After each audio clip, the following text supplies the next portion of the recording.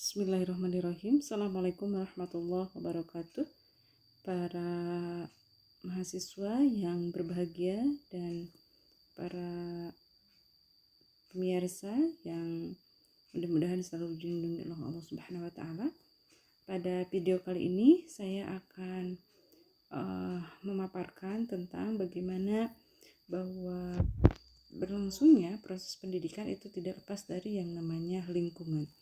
Lingkungan ini menurut perundang-undangan kita, terutama Undang-Undang Nomor 20 Tahun 2003 tentang Sistem Pendidikan Nasional, dinyatakan bahwa yang namanya lingkungan pendidikan itu paling tidak mencakup 3 lingkungan ya, mulai dari lingkungan pendidikan terdekat, yaitu lingkungan pendidikan keluarga, sekolah, dan tentunya masyarakat. Walaupun hari ini ada pergeseran paradigma dari yang namanya Tripusat Pendidikan atau yang disebut dengan 3 pusat pendidikan menjadi Panca Pusat Pendidikan. Nah, pada pertemuan kali ini yang akan kita bahas pertama kali yaitu bagaimana lingkungan pendidikan itu sendiri, selanjutnya bagaimana tentang lingkungan pendidikan keluarga. Apa sih yang dikatakan dengan lingkungan ya? Kita harus memahami dulu apa itu lingkungan. Lingkungan kalau kita kaji ya dari beberapa referensi merupakan berbagai hal atau semua kondisi yang dengan cara itu berada di sekitar diri kita. Jadi berbagai hal yang ada di sekitar diri kita, situasi, kondisi ya, yang tentunya mempengaruhi diri kita, begitu juga tingkah laku kita, pertumbuhan, begitu juga perkembangan manusia, itu dikatakan sebagai lingkungan ya. Jadi segala sesuatu yang berada di luar diri kita itu tidak lepas dari apa? Lingkungan. Sedangkan lingkungan pendidikan merupakan lingkungan ataupun latar tempat ya, berlangsungnya proses pendidikan. Lingkungan ini juga mencakup segala sesuatu, tidak hanya yang sifatnya material, tetapi juga non-material, dan dapat menstimulasi ya, terhadap perkembangan individu, terutama yang berasal dari luar individu. Dan itu sifatnya fisiologis, psikologis, dan sosiokultural. Jadi segala sesuatu yang berada di luar diri kita, baik itu menyangkut biotik, makhluk hidup maupun abiotik yang tidak hidup, itu juga termasuk lingkungan yang berada di sekitar kita. Selanjutnya, bagaimana jenis lingkungan pendidikan ini dalam sistem perundang-undangan kita, terutama Sistem Pendidikan Nasional Nomor 20 Tahun 2003, dinyatakan bahwa paling tidak lingkungan itu sendiri menyangkut 3 hal. Pertama, ada yang disebut dengan lingkungan keluarga. Nah, ini lingkungan keluarga ini sifatnya dikatakan sebagai pendidikan yang sifatnya informal, di samping adanya lingkungan masyarakat, dan ini berlangsung juga secara alamiah. Nah, tanpa adanya terkadang rekayasa, tapi mengalir begitu saja. Kemudian yang kedua, adanya lingkungan sekolah, sifatnya di sini formal. Kemudian kenapa dikatakan formal? Karena ini ada aturan tersendiri yang mana harus patuhi, kemudian juga harus memenuhi berbagai standar tertentu, sehingga dikatakan sebagai pendidikan formal, kemudian juga sengaja dirancang dan dilaksanakan dengan aturan yang tentunya ketat. Kemudian juga ada lingkungan masyarakat, dikatakan sebagai pendidikan yang sifatnya non formal. Ini bentuknya saya kira banyak sekali. Kerap dikatakan sebagai pendidikan yang sifatnya non formal, ini ada aturannya, tetapi tentu aturan di sini lebih longgar dan tidak selalu dipersyaratkan menurut aturan-aturan yang begitu ketat gitu ya. Selanjutnya, apa sih yang dikatakan dengan lingkungan keluarga atau pendidikan keluarga? Keluarga sendiri merupakan lingkungan pendidikan yang pertama dan tentunya utama, dikatakan pendidikan yang sifatnya pertama dan utama, terutama dalam membentuk kepribadian anak. Kenapa dikatakan lingkungan pendidikan pertama? Karena anak pertama kali tentu berada di lingkungan keluarga sebelum lingkungan-lingkungan yang lainnya. Begitu juga dikatakan sebagai lingkungan pendidikan yang utama karena pada masa-masa yang utama, yaitu masa-masa golden age, itu pertama kali berada di lingkungan keluarga, di mana masa golden age ini juga akan berpengaruh sekali, pengaruhnya sangat panjang ya, dan tentu berbekas sampai menginjak masa tua. Kemudian pendidikan dalam keluarga dilakukan melalui berbagai teladan, terutama dari orang-orang terdekat, yaitu pergaulan dengan orang tua ya, atau bahkan anggota keluarga yang lainnya. Begitu juga pola tindakan dalam keluarga akan mempengaruhi perkembangan anak ya. Berbagai keadaan, situasi, kondisi ya, emosi, kemudian juga interaksi ya, ini juga akan berpengaruh terhadap bagaimana perkembangan anak, termasuk di dalamnya ada pola asuh ya. Pola asuh orang tua itu bermacam-macam.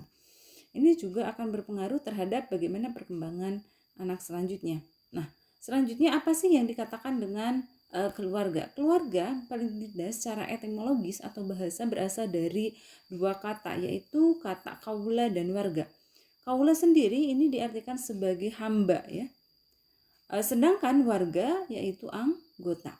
Jadi keluarga adalah satu kesatuan unit yang mana anggota-anggotanya mengabdikan diri kepada kepentingan dan tujuan unit tersebut. Jadi bagaimana yang namanya keluarga itu sendiri, antara anggota yang satu dengan anggota yang lainnya itu saling menghambakan diri ya, untuk kepentingan tentunya bersama, tidak untuk kepentingan masing-masing.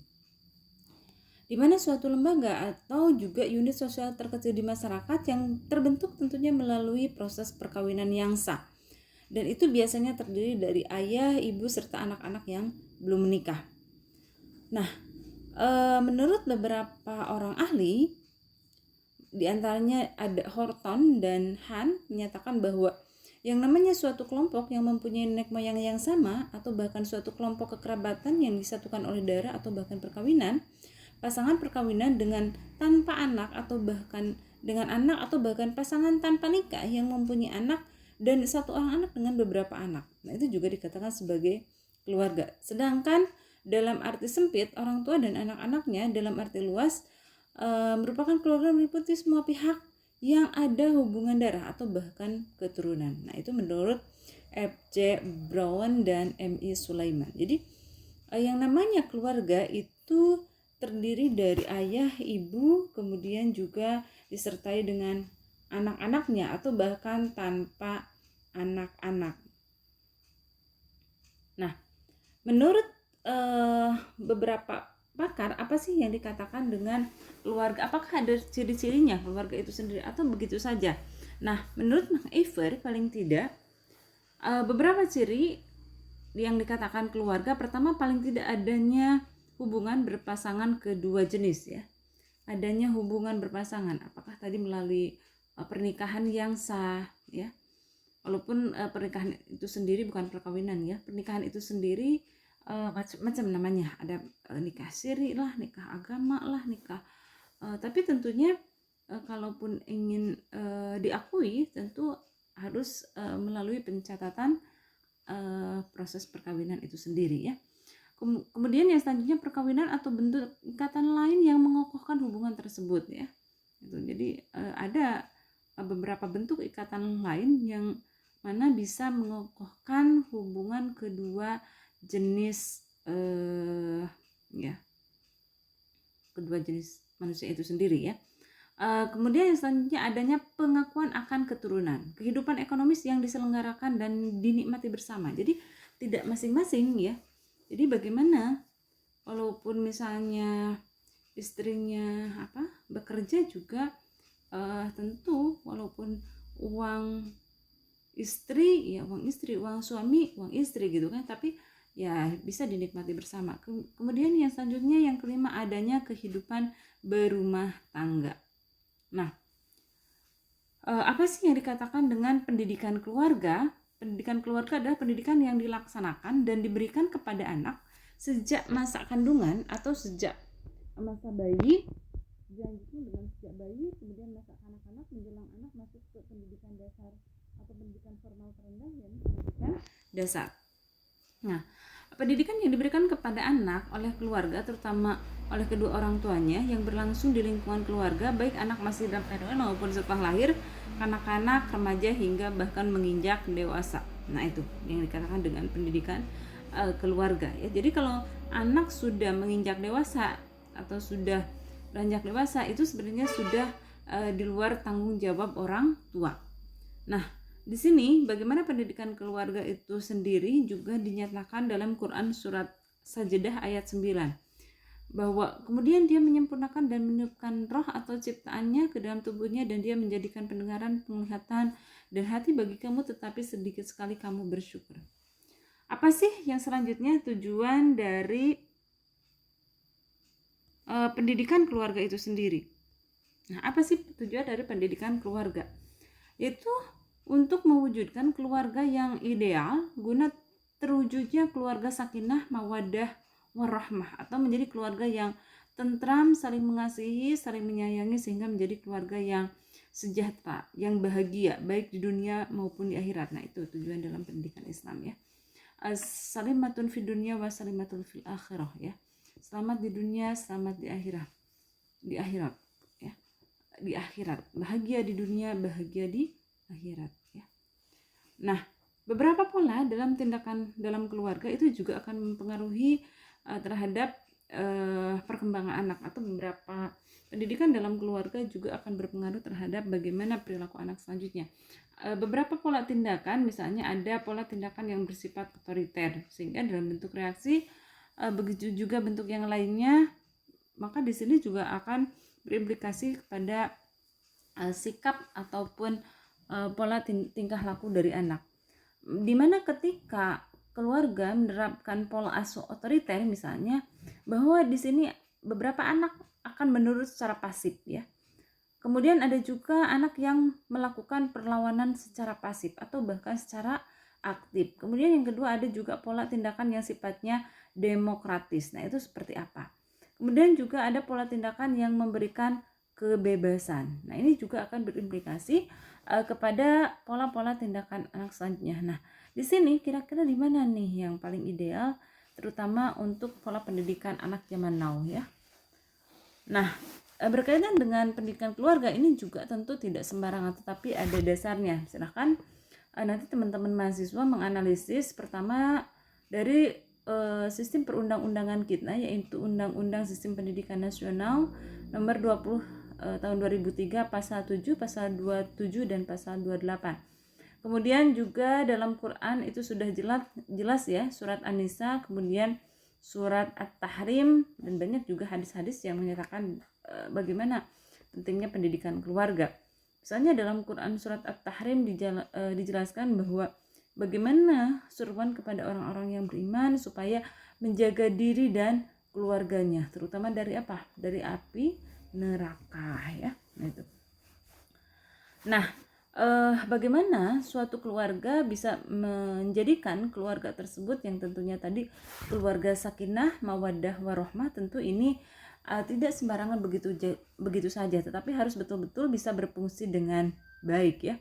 Beberapa fungsi diantaranya bagaimana keluarga itu bisa menjalankan dengan fungsinya secara baik. Paling tidak di sini ada 8 fungsi, mulai dari fungsi edukasi, sosialisasi anak, afeksi, religi, proteksi, biologis, rekreasi, ekonomi, dan yang lainnya.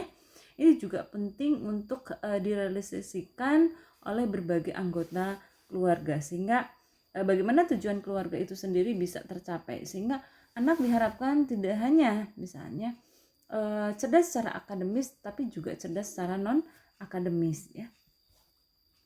Nah, beberapa cara yang bisa dilakukan oleh orang tua berkaitan dengan fungsi keluarga itu sendiri. Pertama, bisa dilakukan melalui pemodelan melalui perilaku, kemudian memberikan ganjaran dan hukuman. Tetapi tentunya bagaimana hukuman itu sendiri sekarang, walaupun dari orang tua tentunya yang tidak membuat anak itu merasa sakit hati atau bahkan balas dendam. Perintah secara langsung menyatakan peraturan-peraturan, penggunaan nalar, menyediakan fasilitas dan suasana yang tentunya menunjang terhadap perkembangan anak. Nah, Anda bisa lihat sendiri kira-kira apa yang ada di benak Anda ketika Anda melihat gambar seperti ini gitu ya. Oke, saya kira untuk pemaparan yang pertama berkaitan dengan apa sih mulai dari lingkungan secara sekilas tadi, begitu juga lingkungan keluarga sudah saya paparkan, tetapi tentunya bagaimana keluarga itu tentu bisa berfungsi dengan baik, tentunya harus menjalankan berbagai fungsi yang paling tidak ditawarkan oleh beberapa ahli tadi, paling tidak mencakup 8 fungsi. Saya kira untuk pengantar perkuliahan pertama saya kira cukup sekian. Semoga bermanfaat. Assalamualaikum warahmatullahi wabarakatuh.